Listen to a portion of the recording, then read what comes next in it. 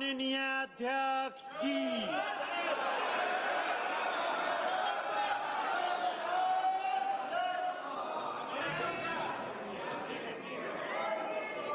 Item number 1, माननीय वित्त मंत्री Shrimati Nirmala Sitharaman ji. Item number 1।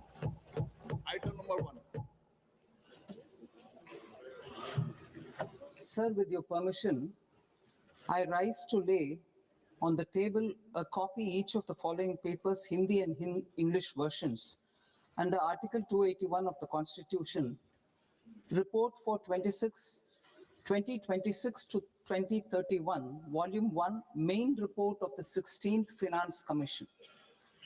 2. Report for 2026-2031, Volume 2, Annexures of the 16th Finance Commission. Number 3, explanatory memorandum as to the action taken on the recommendations contained in the above report. Item number 2, माननीय वित्त मंत्री निर्मला सीतारमन जी।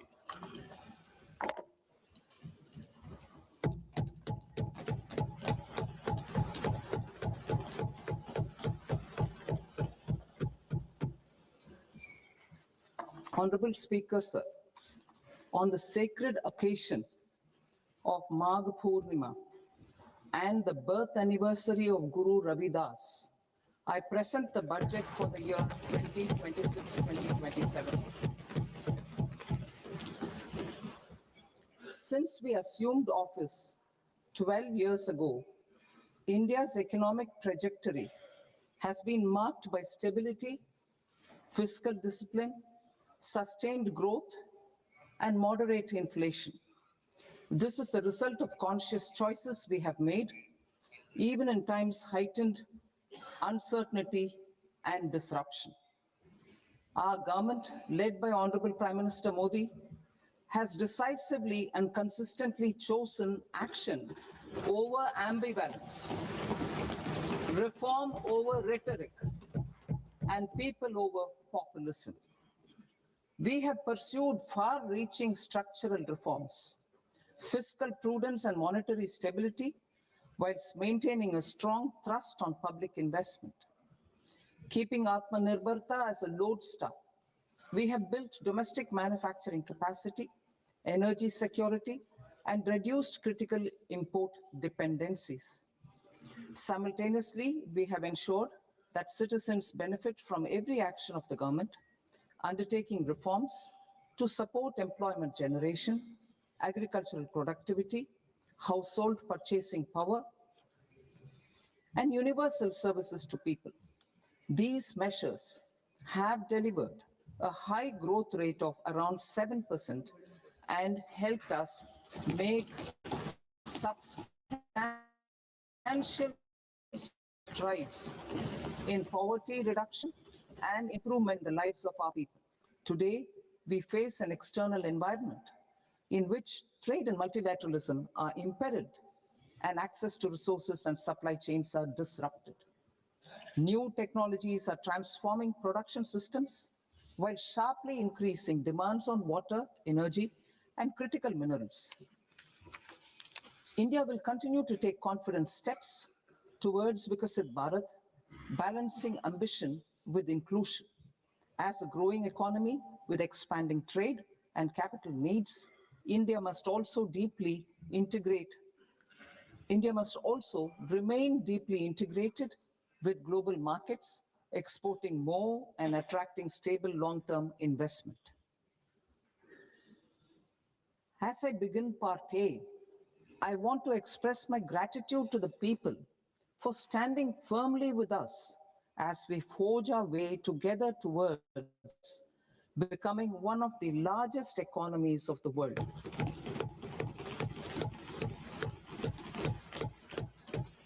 Our aim is to transform aspiration into achievement and potential into performance as we ensure that the dividends of growth reach every farmer, the scheduled caste, the scheduled tribes, the nomads, the youth, the poor, and the women. In Vikasit Bharat Young Leaders Dialogue 2026, several innovative ideas were shared with our Prime Minister, which have inspired many of the proposals, making this a unique Yuva Shakti-driven budget. Our government's sankalp is to focus on our poor, underprivileged, and the disadvantaged. To deliver on this sankalp, and given that this is the first budget prepared in Kartavya Bhavan, we are inspired by three Kartavya. Our first Kartavya is to accelerate and sustain economic growth by enhancing productivity and competitiveness and building resilience to volatile global dynamics. Our second Kartavya is to fulfill aspirations of our people and build their capacity, making them strong partners in India's path to prosperity. Our third Kartavya, aligned with our vision of Sabka Saath, Sabka Vikas, is to ensure that every family, community, region, and sector has access to resources, amenities, and opportunities for meaningful participation. This threefold approach requires a supportive ecosystem. The first requirement is to sustain the momentum of structural reforms, continuous, adaptive, and forward-looking. Second, a robust and resilient financial sector is central to mobilizing savings, allocating capital efficiently, and managing risks. Third, cutting-edge technologies, including AI applications, can serve us as force multipliers for better governance. Reform Express. Our government has undertaken comprehensive reforms towards creating employment, boosting productivity, and accelerating growth. After the Prime Minister's announcement on Independence Day in 2025, over 350 reforms have been rolled out. This includes GST simplification, notification of labor codes, and rationalization of mandatory quality control orders. High-level committees have been formed, and in parallel, the central government is working with the state governments on deregulation and reducing compliance requirements. The Reform Express is well on its way and will maintain its momentum to help us fulfill our Kartavya. I now move to specific proposals. Under our first Kartavya, to accelerate and sustain economic growth, I propose interventions in 6 areas. 1, scaling up manufacturing in 7 strategic and frontier sectors. 2, rejuvenating legacy industrial sectors. 3, creating champion MSMEs. 4, delivering a powerful push for infrastructure. 5, ensuring long-term security and stability. And 6, developing city economic regions. Scaling up of manufacturing in 7 strategic and frontier sectors. Biopharma Shakti, meaning biopharma strategy for health advancement through knowledge, technology, and innovation. India's disease burden is observed to be shifting towards non-communicable diseases like diabetes, cancer, and autoimmune disorders. Biologic medicines are key to longevity and quality of life at affordable costs. To develop India as a global biopharma manufacturing hub,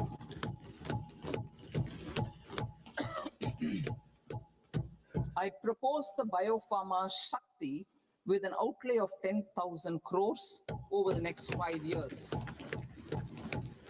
This will build the ecosystem for domestic production of biologics and biosimilars. The strategy will include a biopharma-focused network with 3 new national institutes of pharmaceutical education and research, popularly known as NIPERs, and upgrading 7 existing ones. It will also create a network of 1,000 accredited India clinical trials sites. We propose to strengthen the Central Drug Standard Control Organization to meet global standards and approve timeframes through and approval timeframes through a dedicated scientific review cadre and specialists. India Semiconductor Mission 1.0 expanded India's semiconductor sector capabilities. Building on this, we will launch ISM 2.0 to produce equipment and materials, design full-stack Indian IP, and fortify supply chains. We will also focus on industry-led research and training centers to develop technology and skilled workforce. The Electronics Components Manufacturing Scheme, launched in April 2025 with an outlay of 22,919 crores, already has investment commitments at double the targets. We propose to increase the outlay to 40,000 crores to capitalize on this momentum.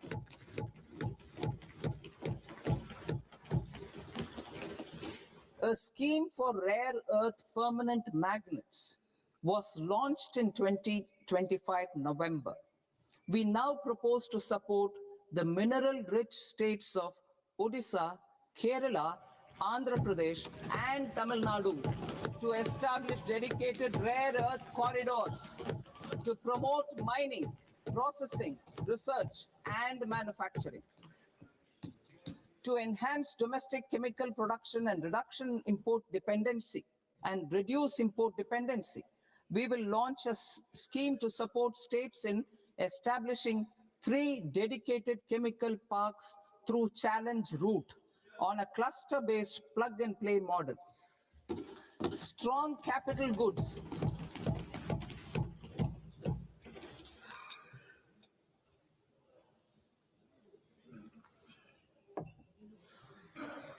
Strong capital goods capability is a determinant of productivity and quality across different sectors. Towards building this capacity, I propose the following. High-tech tool rooms will be established by central public sector enterprises at 2 locations as digitally enabled automated service bureaus that locally design, test, and manufacture high-precision components at scale and at lower cost. 2, a scheme for enhancement of construction and infrastructure equipments will be introduced to strengthen domestic manufacturing of high value and technologically advanced CIE.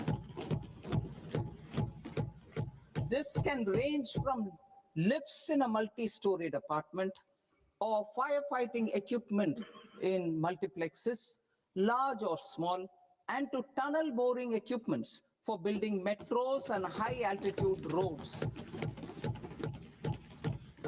I also propose a scheme for container manufacturing to create a globally competitive container manufacturing ecosystem with a budgetary allocation of 10,000 crores over a 5-year period.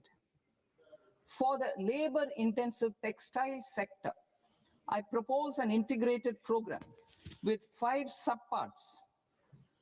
1, the National Fiber Scheme for self-reliance in natural fibers, such as silk, wool, and jute, man-made fibers, and new age fibers. Textile expansion and employment scheme to modernize traditional clusters with capital support for machinery, technology upgradation, and common testing and certification centers. 3, the National Handloom and Handicraft Program to integrate and strengthen existing schemes and ensure targeted support for weavers and artisans. Tex Eco Initiative to promote globally competitive and sustainable textiles and apparels. Samarth 2.0 to modernize the upgrade the textile skilling ecosystem through collaboration with industry and academic institutions. Further, I propose to set up mega textile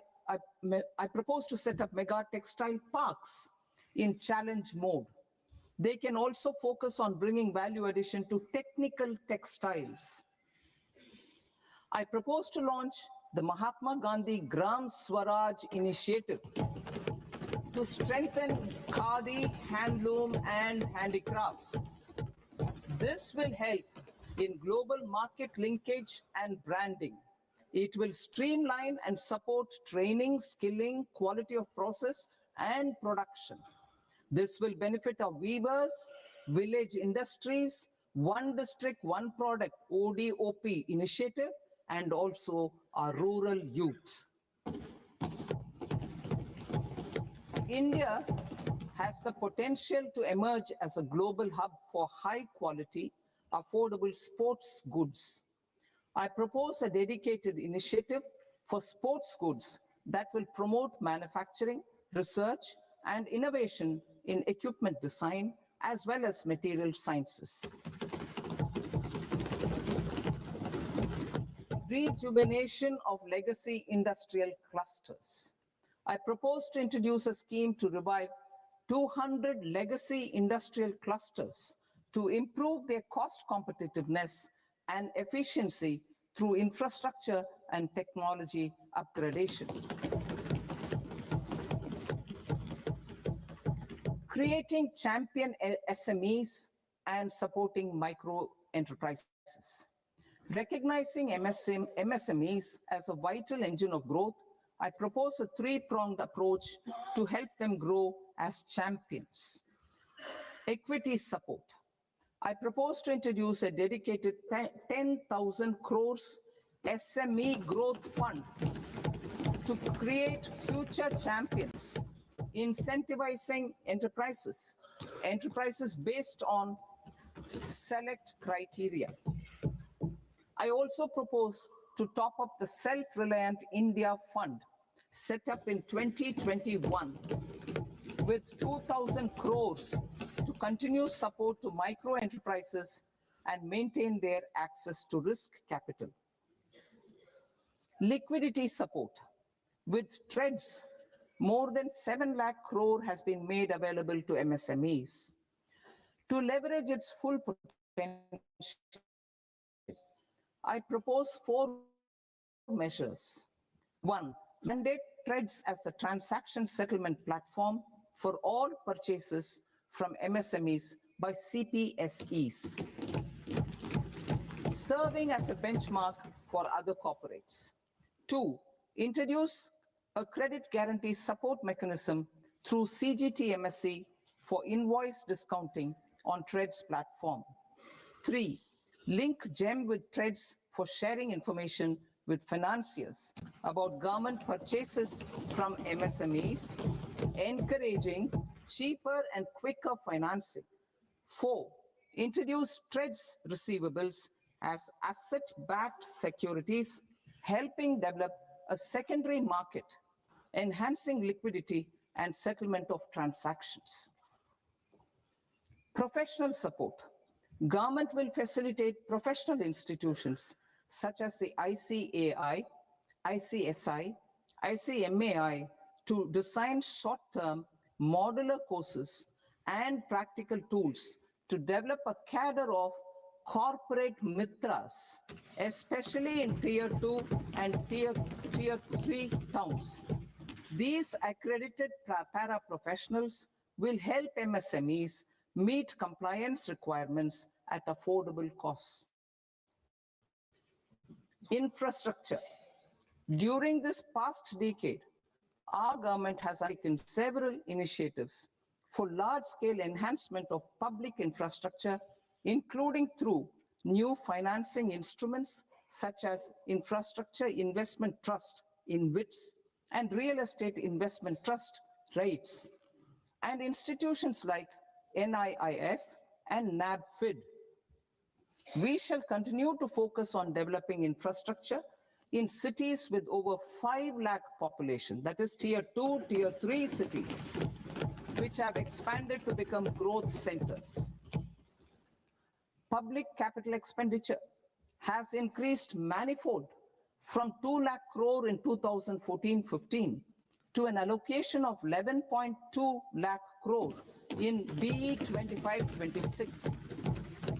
In this coming year, that is financial year 2026-27, I propose to increase it to 12.2 lakh crores to continue the momentum. To strengthen the confidence of private developers regarding risks during infrastructure development and construction phase, I propose to set up an infrastructure risk guarantee fund to provide prudentially calibrated partial credit guarantee to lenders. Over the years, rights have emerged as a successful instrument for asset monetization. I propose to accelerate recycling of significant real estate assets of the CPSEs through the setting up of dedicated rights. To promote environmentally sustainable movement of cargo, I propose to 1. Establish new dedicated freight corridors connecting Dankuni in the east to Surat in the west. Operationalize 20 new national waterways over the next 5 years, starting with National Waterways 5 in Orissa to connect mineral-rich areas of Talcher and Angul and industrial centers like Kalinga Nagar to the ports of Paradeep and Dhamra. Training institutes will be set up as regional centers of excellence for development of required manpower for these waterways. This will benefit youth in the entire stretch of the waterways to train and acquire skills. Further, a ship repair ecosystem catering to inland waterways will also be set up at Varanasi and Patna. And C, launch a coastal cargo promotion scheme for incentivizing a modal shift from rail to road to increase the share of inland waterways and coastal shipping from 6% to 12% by 2047. To enhance last mile and remote connectivity and promote tourism, I propose to give incentives to indigenize manufacturing of seaplanes. A seaplane VGF scheme will be also introduced to provide support for operations.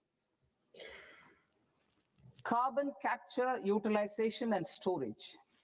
Aligning with the roadmap launched in December 2025, the carbon capture, utilization, and storage technologies at scale will achieve higher readiness and in end-use application across 5 industrial sectors, including power, steel, cement, refineries, and chemicals. An outlay of 20,000 crore is proposed over the next 5 years for this purpose. City economic regions. Cities are India's engines of growth, innovation, and opportunities. We shall now focus on tier 2, tier 3 cities, and even temple towns, which need modern infrastructure and basic amenities. This budget aims to further amplify the potential of cities to deliver the economic power of agglomerations by mapping city economic regions based on their specific growth drivers. An allocation of 5,000 crore per CER over 5 years is proposed for implementing their plans through a challenge mode with a reform cum result-based financing mechanism. In order to promote environmentally sustainable passenger systems, we will develop 7 high-speed rail corridors between cities has growth connectors, namely Mumbai to Pune, Pune to Hyderabad, Hyderabad to Bengaluru, Hyderabad to Chennai, Chennai to Bengaluru, Delhi to Varanasi, Varanasi to Siliguri.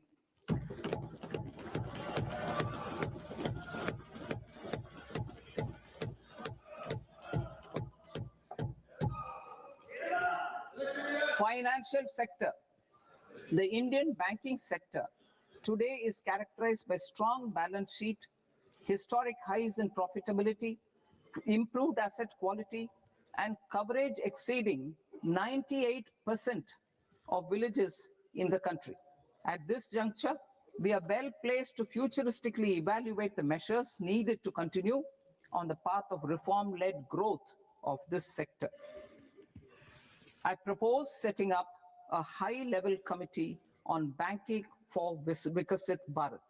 High-level committee on banking for Vikasit Bharat to comprehensively review the sector and align it with India's next phase of growth, while safeguarding financial stability, inclusion, and consumer protection.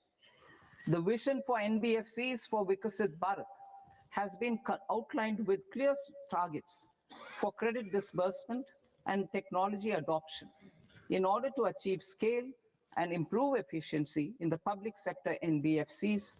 As a first step, it is proposed to restructure the Power Finance Corporation and Rural Electrification Corporation. I propose a comprehensive review of the foreign exchange management non-debt instruments rules to create a more contemporary, user-friendly framework for foreign investments consistent with India's evolving economic priorities.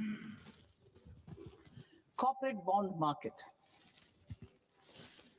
I propose to introduce a market-making framework with suitable access to funds and derivatives on corporate bond indices. I also propose to introduce total return swaps on corporate bonds. Municipal bonds. To encourage the issuance of municipal bonds of higher value by larger cities, I propose an incentive of 100 crore rupees for a single bond issuance.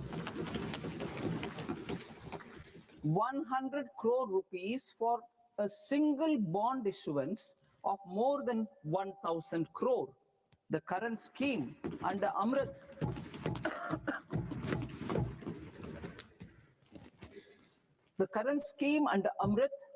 which incentivizes issuances up to 200 crores only, will also continue to support smaller and medium towns. That will also continue to support the smaller and medium towns. Ease of doing business. Individual persons resident outside India, PROI, will be permitted to invest in equity instruments of listed Indian companies through the portfolio investment scheme. It is also proposed to increase the investment limit for an individual PROI under the scheme from 5% to 10%, with an overall investment limit for all individual PROIs to 24% from the current 10%. Emerging technologies including AI. 21st century is technology-driven. Adoption of technology is for the benefit of all people. Farmers in the field, women in STEM, youth keen to upskill, and Divyangjan to access newer opportunities. The government has taken several steps to support new technologies through AI Mission, National Quantum Mission, Anusandhan National Research Fund, and Research and Development and Innovation Fund. Our second kartavya is to fulfill aspirations and build capacities. Close to 25 crore individuals have come out of multi-dimensional poverty through a decade of our government's sustained and reform-oriented efforts.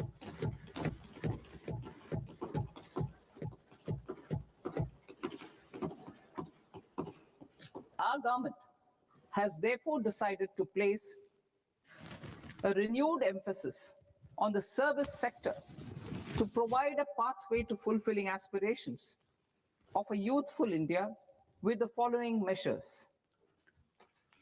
I propose to set up a high-powered education to employment and enterprises standing committee to recommend measures that focus on services sector as a core driver of Vikasit Bharat. This will make us a global leader in services with a 10% global share by 2047. The committee will prioritize areas to optimize the potential for growth, employment, and exports. They will also assess the impact of emerging technologies, including AI, on jobs and skill requirements, propose measures thereof. To create a range of skilled career pathways, a new range of skilled career pathways for our youth, I propose interventions in the following sectors. Health. Existing institutions for allied health professionals will be upgraded and new AHP institutions established in private and government sectors. This will cover 10 selected disciplines, including optometry, radiology, anesthesia, OT technology, applied psychology, and behavioral health, and add 1 lakh AHPs over the next 5 years. A strong care system covering geriatric and allied care services will be built. A variety of NSQF-aligned programs will be developed to train multi-skilled caregivers, combining core care and allied skills such as wellness, yoga, and operation of medical assistive devices. In the coming year, 1.5 lakh caregivers will be trained.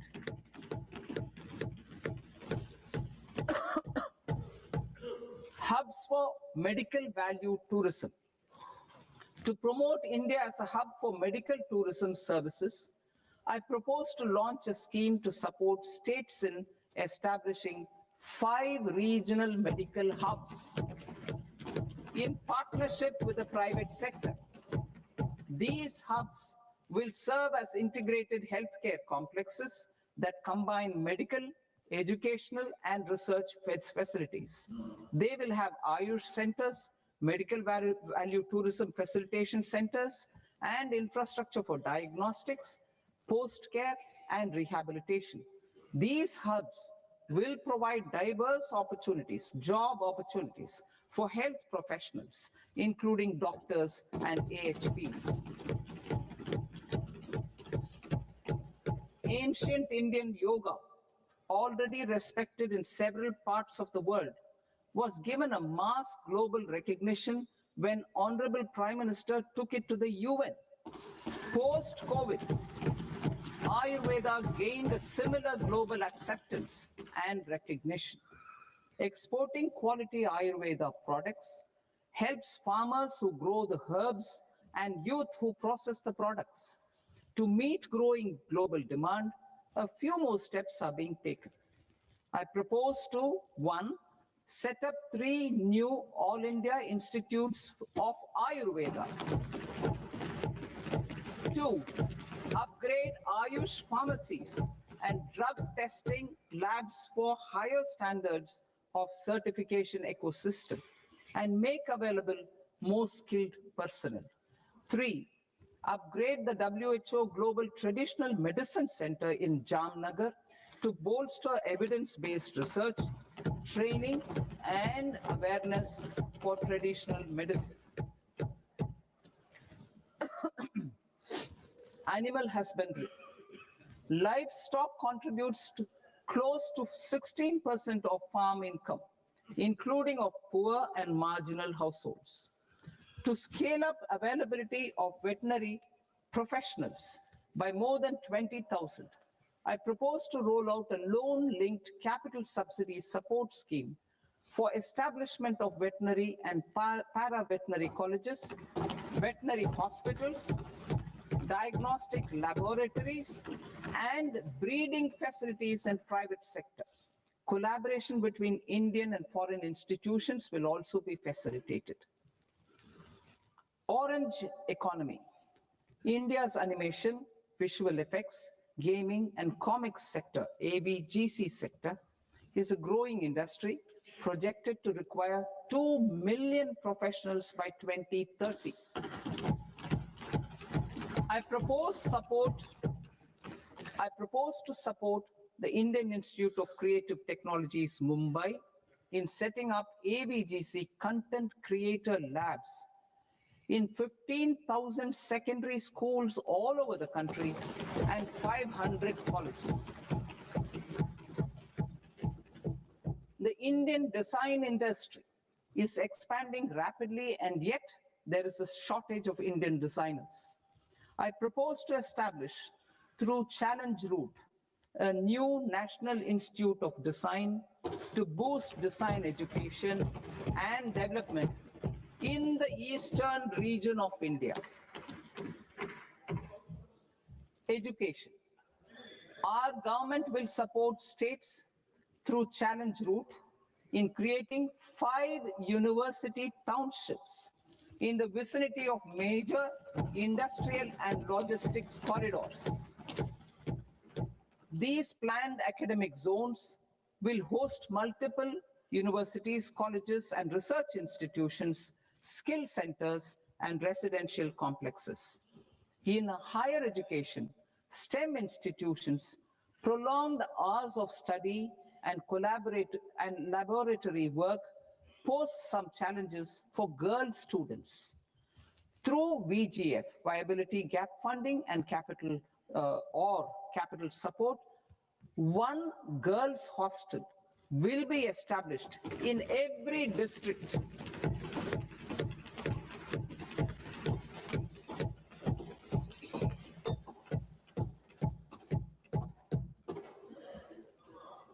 To promote astrophysics and astronomy via immersive experiences.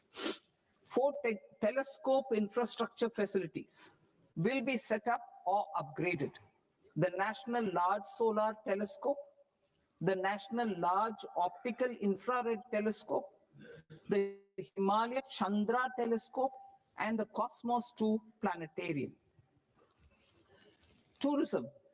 The tourism sector has the potential to play a large role in the employment generation, forex earnings, and expanding the local economy. I propose to set up a National Institute of Hospitality by upgrading the existing National Council for Hotel Management and Catering Technology. It will function as a bridge between academia, industry, and government. I also propose a pilot scheme for upskilling 10,000 guides in 20 iconic tourist sites through a standardized, high-quality, 12-week training course in hybrid mode in collaboration with the Indian Institute of Management. A national destination digital knowledge established to digitally all places of significance, cultural, spiritual, and heritage. This initiative will create a new ecosystem of jobs for local researchers, historians, content creators, and technology partners. India has the potential and opportunity to offer world-class trekking and hiking experience.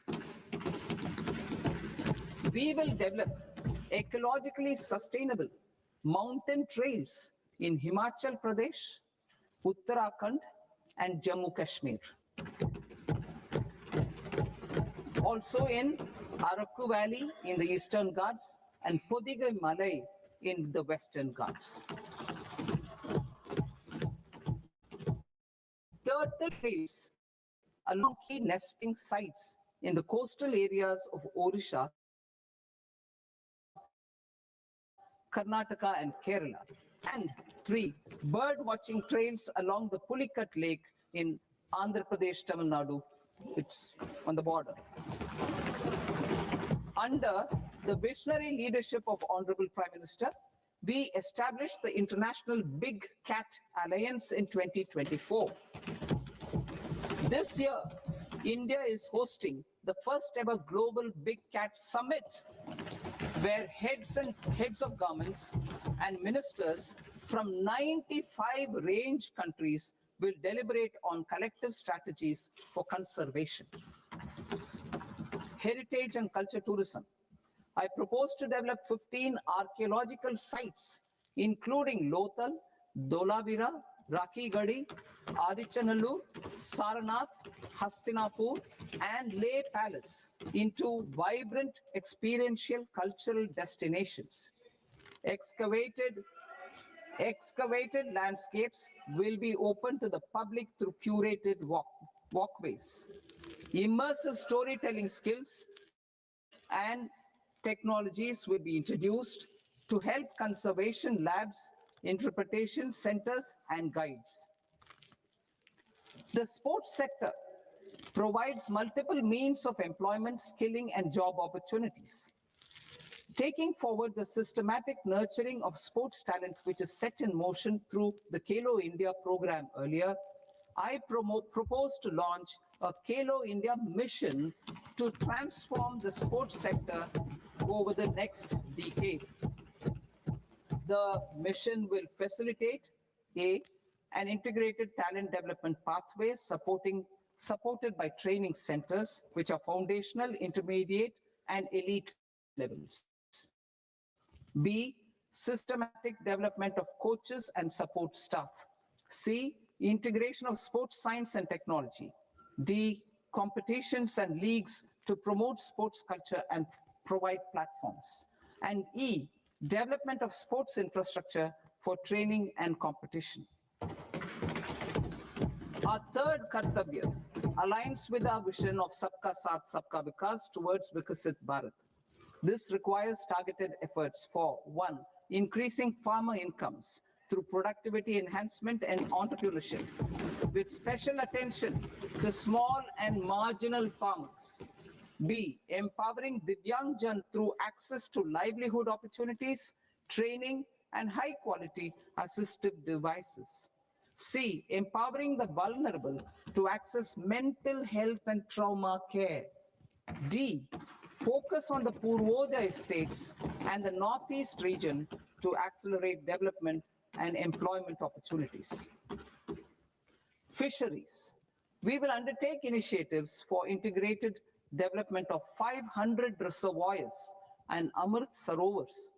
2, strengthen the fisheries value chain in coastal areas and enable market linkages involving startups and women-led groups together with fish farmer producer organizations. Animal husbandry. To provide quality employment opportunities in rural and peri-urban areas, we will support the animal husbandry sector in entrepreneurship development through A, credit-linked subsidy program, B, scaling up and modernization of livestock enterprises, C, enhanced creation of livestock, dairy, and poultry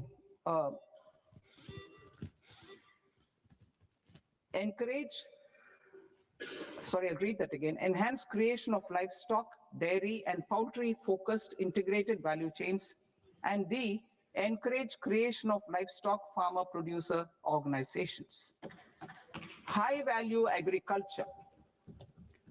To diversify farm outputs, increase productivity, enhance farmers' incomes, and create new employment opportunities, we will support high-value crops such as coconut, sandalwood, cocoa, cashew in the coastal areas, agar trees in Northeast, and nuts such as almonds, walnuts, and pine nuts in our hilly regions. All of them will be supported. India is the world's largest producer of coconuts. About 30 million people, including nearly 10 million farmers, depend on coconuts for their livelihood. To further enhance competitiveness in coconut production, I propose a coconut promotion scheme to increase production and enhance productivity through various interventions, including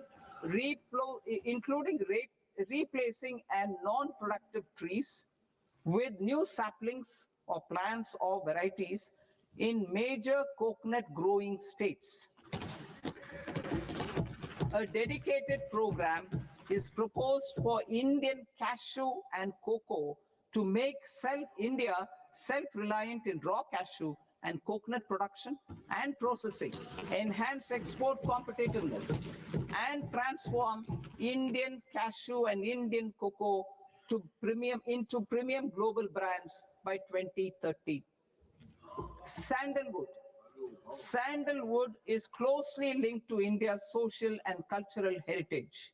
Our government will partner with state governments to promote focused cultivation and post-harvest processing to restore the glory of the Indian sandalwood ecosystem, to rejuvenate old, low-yielding orchards, and expand high-density cultivation of walnuts, almonds, and pine nuts. We will support a dedicated program to enhance farmer incomes and in bringing value addition by engaging youth. Bharat Vistar, that is virtually integrated system to access agricultural resources. I propose to launch Bharat Vistar, a multilingual AI tool that shall integrate the AgriStack portals and the ICAR package on agricultural practices with AI systems. This will enhance farm productivity, enable better decisions for farmers, and reduce risk by providing customized advisory support. She Marts for rural women-led enterprises.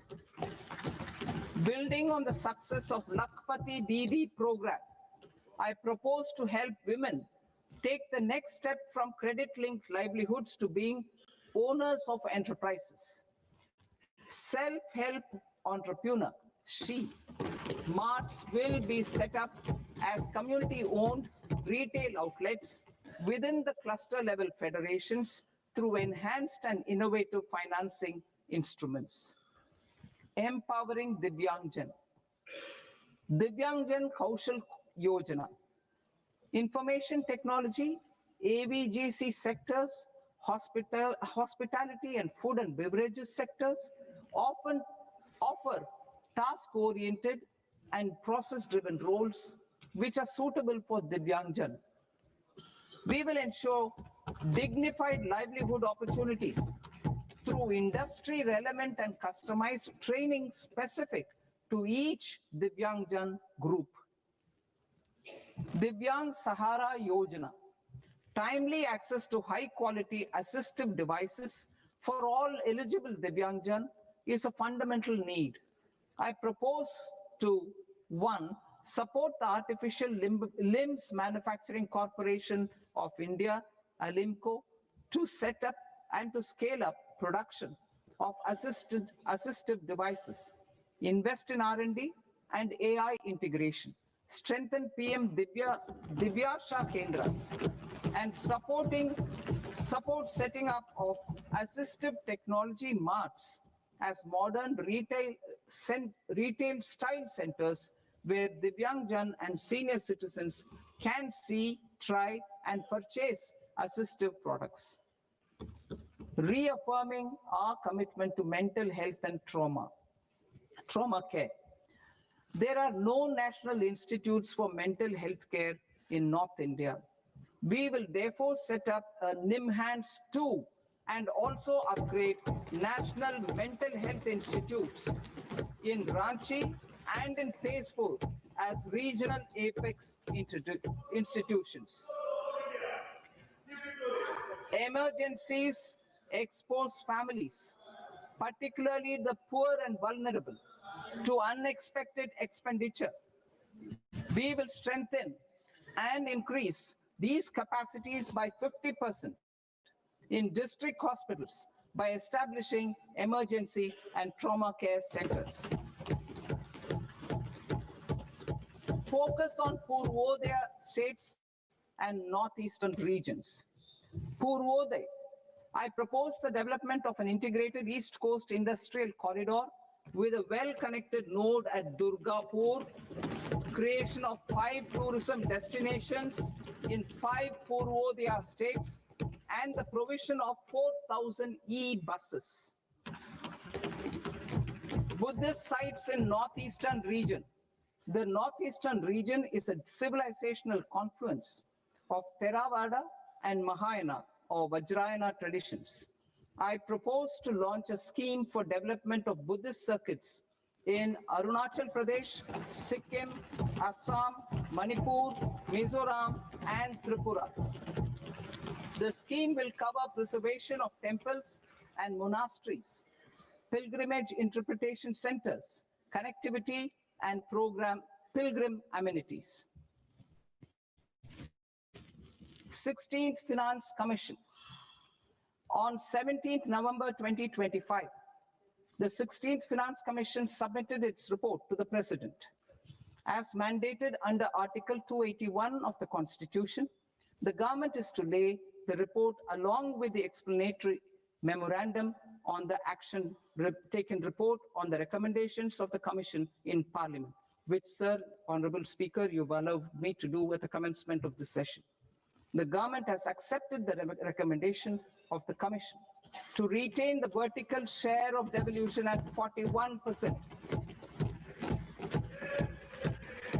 As recommended by the Commission, I have provided 1.4 lakh crores of rupees to the states for the year 2026-2027 as Finance Commission grants.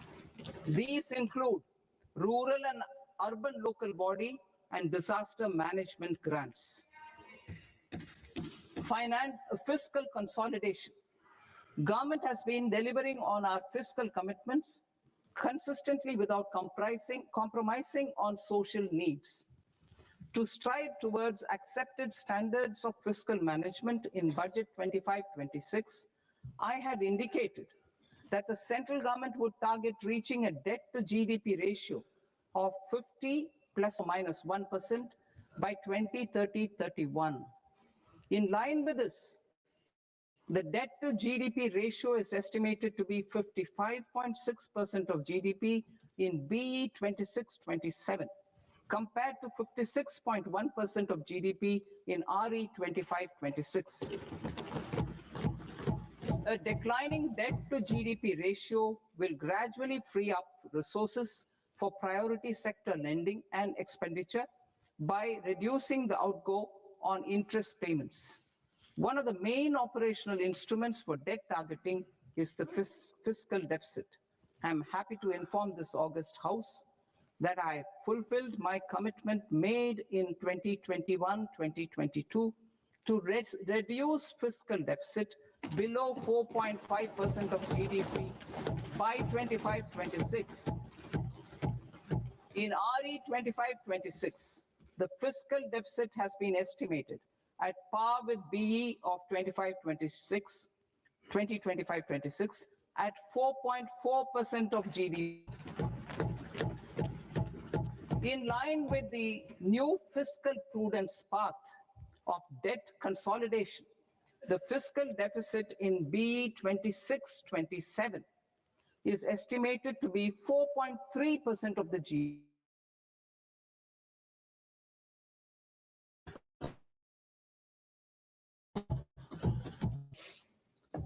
The revised estimates of the non-debt receipts are 34 lakh crore rupees, of which the center's net tax receipts are 26.7 lakh crore.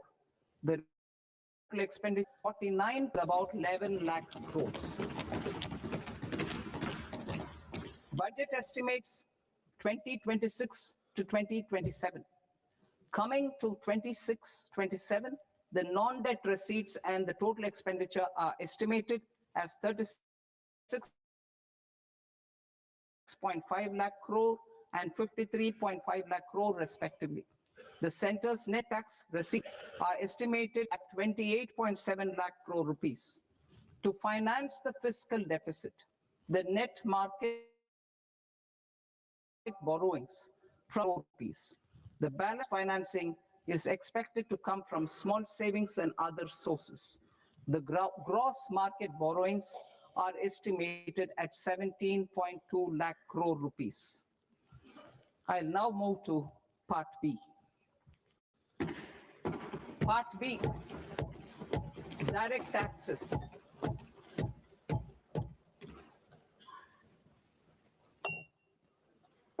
Honorable Speaker, sir, I now present my proposals on direct taxes. New Income Tax Act. In July 2024, I announced a comprehensive review of the Income Tax Act 1961.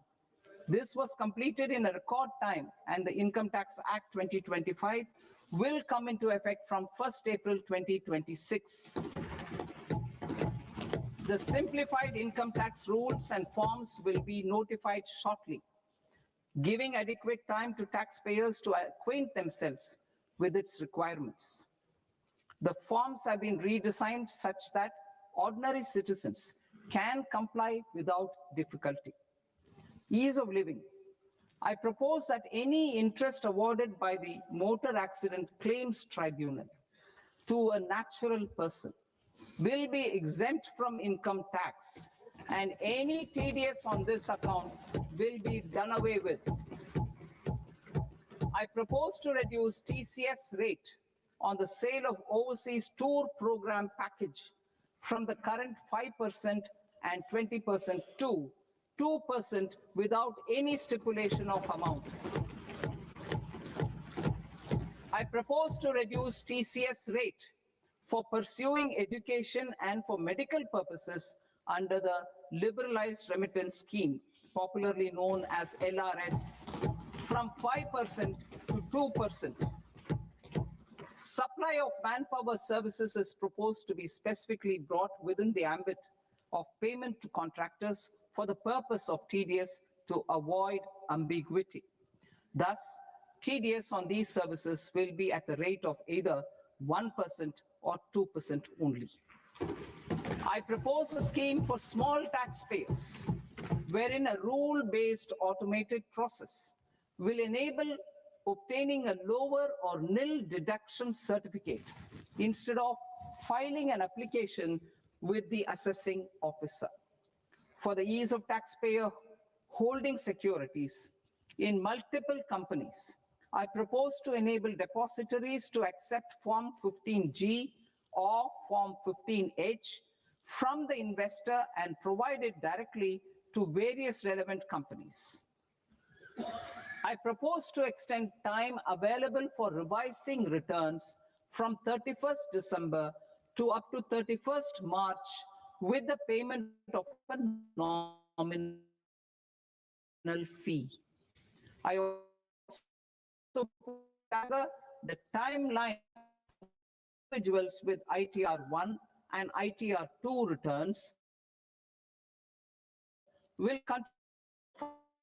continue 31st and non-business cases are supposed to allow time till 31st August. TDS on sale of immovable property by a non-resident is proposed to be deducted and deposited through resident buyers and his or her PAN-based challan instead of requiring a TAN, which is a temporary accounting number.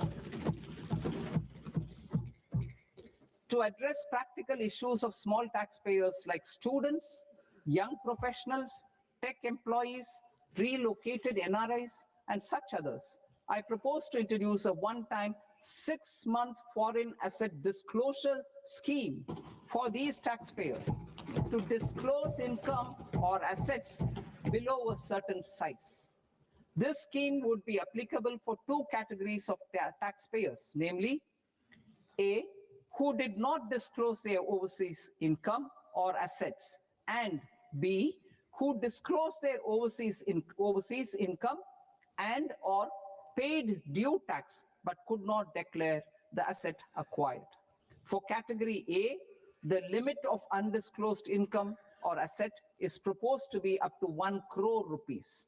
They need to pay 30% of fair market value of asset or 30% of undisclosed income as tax and 30% as additional income tax in lieu of penalty and would thereby get immunity from prosecution. For category B, asset value is proposed to be up to 5 crore rupees. Here, immunity from both penalty and prosecution will be available with a payment of fee of 1 lakh rupees. Rationalizing penalty and prosecution.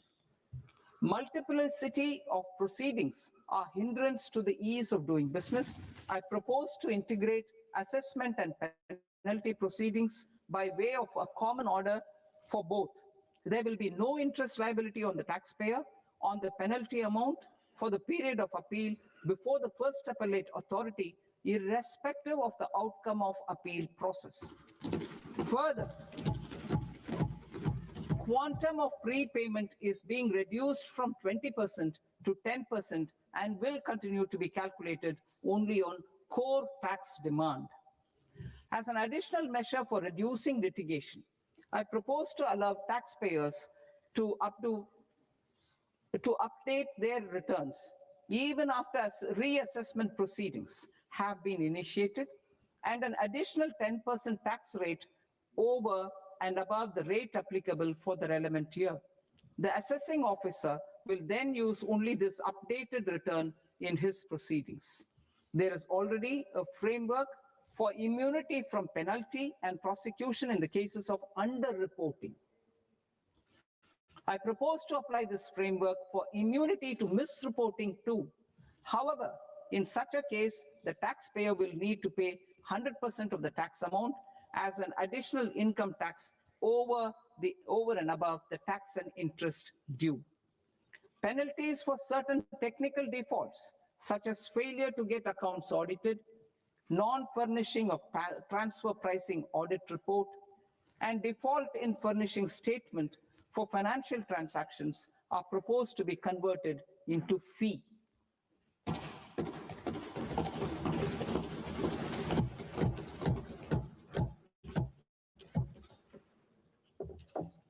I propose to rationalize prosecution framework under Income Tax Act while maintaining a careful balance for deterrence in some serious offense.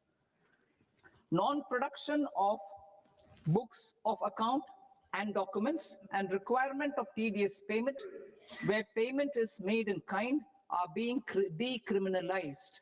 Further, minor offenses will attract fine only. The remaining prosecutions will be graded commensurate with the quantum of offense.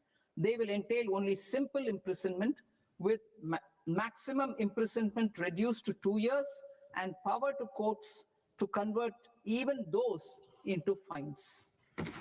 There is no penalty. There's no penalty presently for non-disclosure of non-immovable foreign assets with aggregate value less than 20 lakh rupees. I propose to also provide them with immunity from prosecution with retrospective effect from 1/10/2024.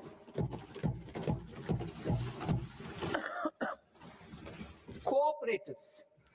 Deduction is already allowed to a primary cooperative society engaged in supplying milk, oil seeds, fruits or vegetables raised or grown by its members. I propose to extend this deduction to also include supply of cattle feed and cotton seed produced by its members. I propose to allow inter-cooperative society dividend income as deduction under the new tax regime to the extent it is further distributed to its members. I further propose to allow exemption for a period of 3 years to dividend income received by a notified national cooperative federation on their investments made in companies up to 31/1/2026.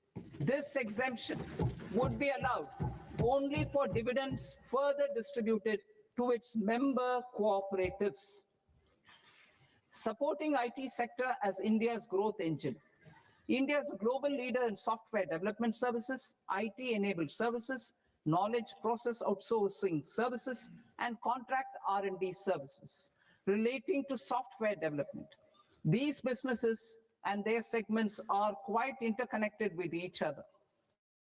All these services are proposed to be clubbed under a single category of information technology services with a common safe harbor margin of 15.5% applicable to all. The threshold for availing safe harbor for IT services is being enhanced substantially from 300 crore rupees to 2,000 crore rupees. Safe harbor for IT services shall be approved by an automated rule-driven process without any need for tax officer to examine and accept the application. Once applied by an IT services company, the same safe harbor can be continued for a period of 5 years at a stretch at its choice.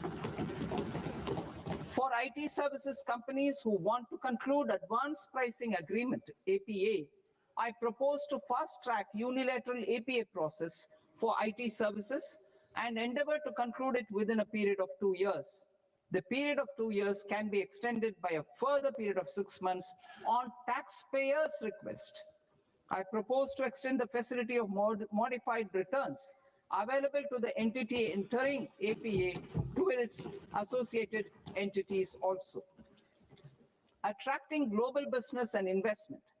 Recognizing the need to enable critical infrastructure and boost investment in data centers, I propose to provide tax holiday till 2047 to any foreign company that provides cloud services to customers globally by using data center services from India. It will, however, need to provide services to Indian customers through an Indian reseller entity. I also propose to provide a safe harbor of 15% on cost in case the company providing data center services from India is a related entity. To harness the efficiency of just-in-time logistics for electronic manufacturing, I propose to provide safe harbor to non-residents for component warehousing in a bonded warehouse at a profit margin of 2% of the invoice value.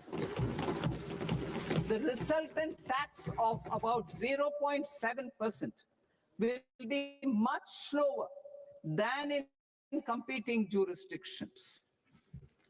To provide fillip to toll manufacturing in India, I propose to provide exemption from income tax for 5 years to any non-resident who provides capital goods, equipment, or tooling to any toll manufacturer in a bonded zone. To encourage vast pool of global talent to work in India for a longer period of time, I propose to provide exemption to global, non-India sourced income of a non-resident expert for a stay period of 5 years under notified schemes. I propose to provide exemption from minimum alternate tax, the MAT, to all non-residents who pay tax on presumptive basis. Tax administration. I propose to constitute a joint committee of Ministry of Corporate Affairs and Central Board of Direct Taxes for incorporating the requirements of income computation and disclosure standards, the ICDS, in the Indian Accounting Standards, IND AS itself. Separate accounting requirement based on ICDS will be done away with from the tax year 27-28. To support Prime Minister Modi's vision of homegrown accounting and advisory firms to become global leaders, I propose to rationalize the definition of accountant for the purposes of safe harbor rules. Other tax proposals. Change in taxation of buyback was brought in to address the improper use of buyback route by promoters. In the interest of minority shareholders, I propose to tax buyback for all types of shareholders as capital gains. However, to disincentivize misuse of tax arbitrage, promoters will pay an additional buyback tax. This will make effective tax 22% for corporate promoters. For non-corporate promoters, the effective tax will be 30%. TCS rate for sellers of specific goods, namely alcoholic liquor, scrap, and minerals, will be rationalized to 2%, and that on tendu leaves will be reduced from 5% to 2%. I propose to raise the STT on futures to 0.05% from the present 0.02%. STT on options premium and exercise of options are both proposed to be raised to 0.15% from the present rate of 0.1% and 0.125% respectively. We reformed the taxation landscape for corporates in 2019 by providing them a simplified regime with lower tax rate so that they could productively focus on business rather than on claim of deductions and exemptions. To encourage companies to shift to the new regime, set off of brought forward MAT credit, minimum alternate tax credit, is proposed to be allowed to companies only in the new regime. Set off using available MAT credit is proposed to be allowed to an extent of 1/4 of the tax liability in the new regime. MAT is proposed to be made final tax, so there will be no further credit accumulation from 1st April 2026. In line with this change, the rate of final tax is being reduced to 14% from the current MAT rate of 15%. The brought forward MAT credit of taxpayers accumulated till 30th March 2026 will continue to be available to them for set off as above. Indirect taxes. I shall now take up proposals related to indirect taxes. My proposals for customs and central excise aim to further simplify the tariff structure, support domestic manufacturing, promote export competitiveness, and correct inversion in duty. To continue weeding out long continuing customs duty exemptions, I propose to remove certain exemptions on items which are being manufactured in India or where the imports are negligible. Similarly, to further simplify the process of ascertaining the rate of duty applicable on a particular item, I propose to incorporate certain effective rates in various customs notifications to the tariff schedule itself. I shall now take up sector-specific proposals. Promotion of exports of marine, leather, and textile products. I propose to increase the limit for duty-free imports of specified inputs used for processing seafoods for export from the current 1% to 3% of FOB value of the previous year's export turnover. I also propose to allow duty-free imports of specified inputs, which is currently available for exports of leather or synthetic footwear, to exports of shoe uppers as well. I propose to extend the time period for export of final product from the existing 6 months to 1 year for exporters of leather or textile garments, leather or synthetic footwear, and other leather products. Energy transition and security.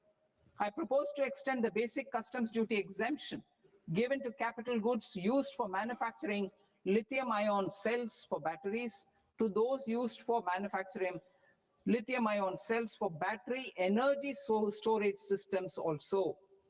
I propose to exempt basic customs duty on import of sodium antimonate for use in manufacture of solar glass. Nuclear power.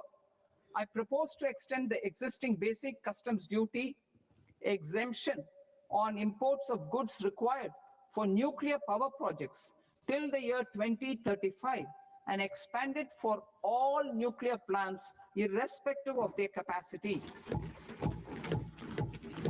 Critical minerals.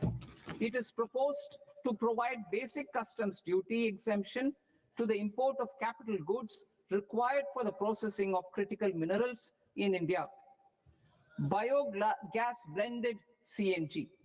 I propose to exclude the entire value of biogas while calculating the central excise duty payable on biogas blended CNG. Civil and defense aviation. I propose to exempt basic customs duty on components and parts required for the manufacture of civilian training and other aircrafts. It is proposed to exempt basic customs duty on raw materials imported for the manufacture of parts of aircraft to be used in maintenance, repair, or overall requirements by units in the defense sector. Electronics. To deepen value addition in the consumer electronics sector, I propose to exempt basic customs duty on specified parts used in the manufacture of microwave ovens. Special economic zone. To address the concerns arising about utilization of capacity by manufacturing units in the special economic zones due to global trade disruptions, I propose as a special one-time measure to facilitate sales by eligible manufacturing units in SEZs to the domestic tariff area at concessional rates of duty. The quantity of such sales will be limited to a prescribed proportion of their exports. Necessary regulatory changes will be undertaken to operationalize the measures while ensuring level playing field for the units working in the DTA. Ease of living. To rationalize the customs duty structure for goods imported for personal use, I propose to reduce the tariff rate on all dutiable goods imported for personal use from 20% to 10%. To provide relief to patients, particularly those suffering from cancer, I propose to exempt basic customs duty on 17 drugs or medicines.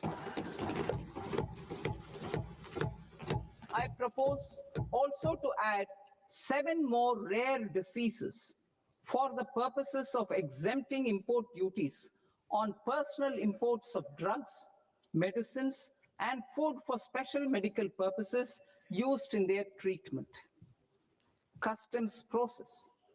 India's role and share in the global trade is poised for a major leap in line with our ambition and journey towards Viksit Bharat. In this regard, I propose many measures for custom processes to have minimal intervention for smoother and faster movement of goods and greater certainty to the trade. Trust-based systems. I propose to enhance duty deferral period for Tier 2 and Tier 3 authorized economic operators, known as AEOs, from 15 days to 30 days. I propose to provide eligible manufacturer importers the same duty deferral facility. This should encourage them to get themselves accredited as a full-fledged Tier 3 AEO in due course. To provide greater certainty and for better business planning, I propose to extend validity period of advance ruling binding on customs from the present 3 years to 5 years. In the spirit of the whole of government approach,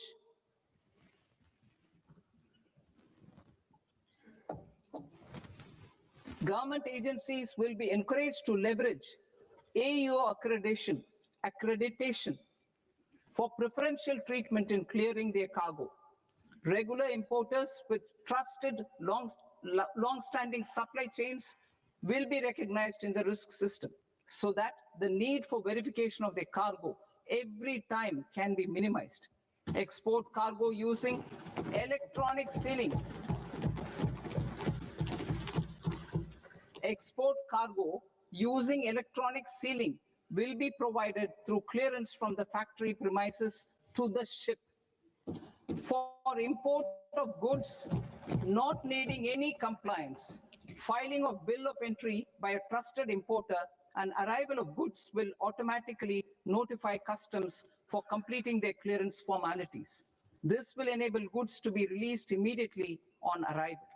The customs warehouse framework will be transformed into a warehouse operator-centric system with a self-declarations, electronic tracking, and risk-based audit.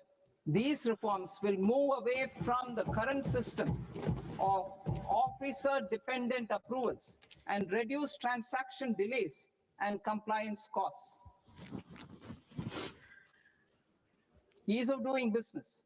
Approvals required for cargo clearance from various government agencies will be seamlessly processed through a single and interconnected digital window by the end of the financial year.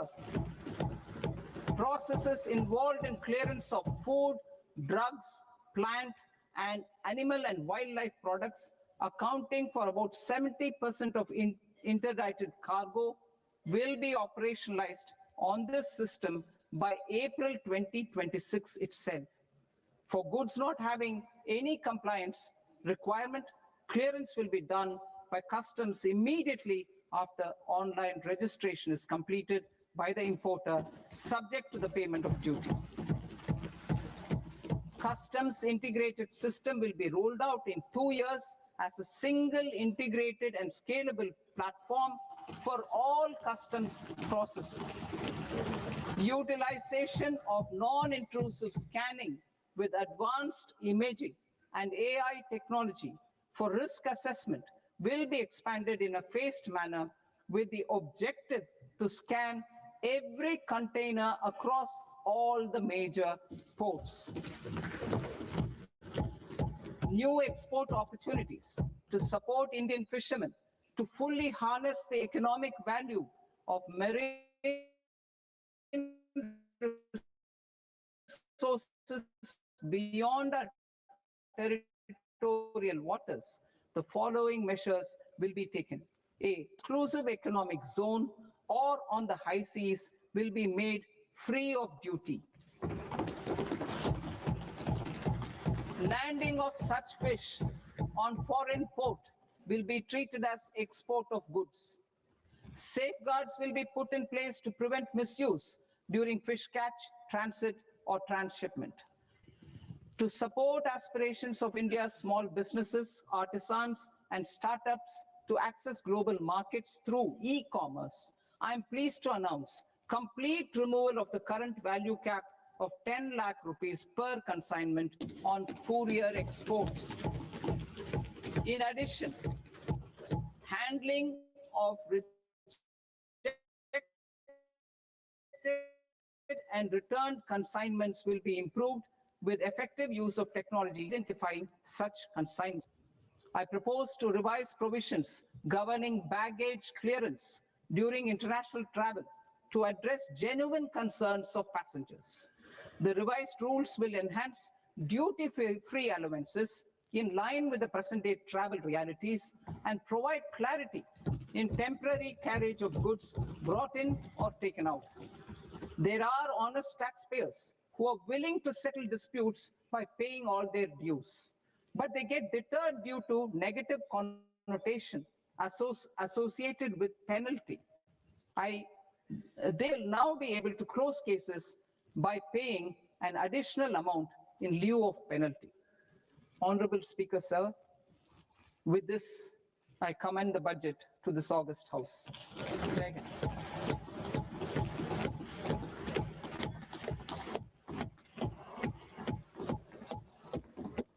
One and a half hours. Item number 3 माननीय वित्त मंत्री जी।